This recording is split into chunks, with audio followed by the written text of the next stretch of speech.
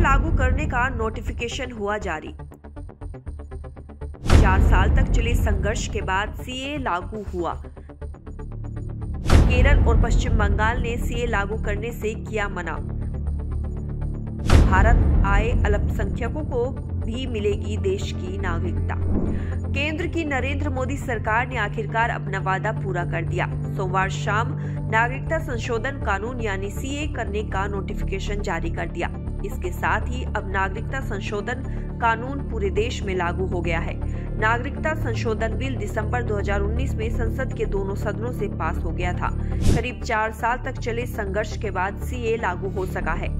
अब पाकिस्तान, बांग्लादेश और अफगानिस्तान में धार्मिक उत्पीड़न की वजह से भारत अल्पसंख्यकों को देश की नागरिकता मिल सकेगी, लेकिन 2 राज्यों केरल और पश्चिम बंगाल ने इसे लागू करने से इनकार कर दिया। उनका कहना है कि अगर सीए और एनआरसी के जरिए किसी की नागरिकता छीनी जाती है तो हम इसे लागू नहीं होने देंगे। पश्चिम बंगाल की ममता सरकार ने सीए को लागू करने से इनकार कर दिया है। उनका कहना है कि नियम देखने के बाद ही आगे कुछ कह सकते हैं।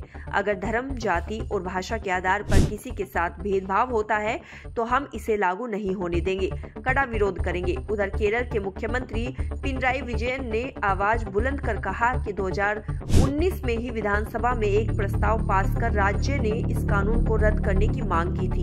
हम इसे लागू नहीं होने देंगे।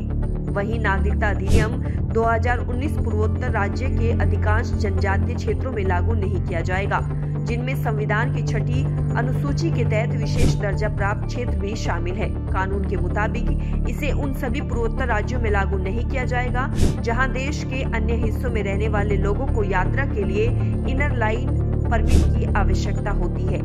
ILP अरुणाचल प्रदेश, नागालैंड, मिजोरम और मणिपुर में लागू है। अधिकारियों ने नियमों के हवाले से कहा है कि जिन जनजातीय क्षेत्रों में संविधान की 6ठी अनुसूची के तहत स्वायत्त परिषदें बनाई गई हैं, उन्हें भी सीए के दायरे से बाहर रखा गया है। असम, मेघालय और त्रिपुरा भी ऐसी स्वायत्त परिषदें हैं।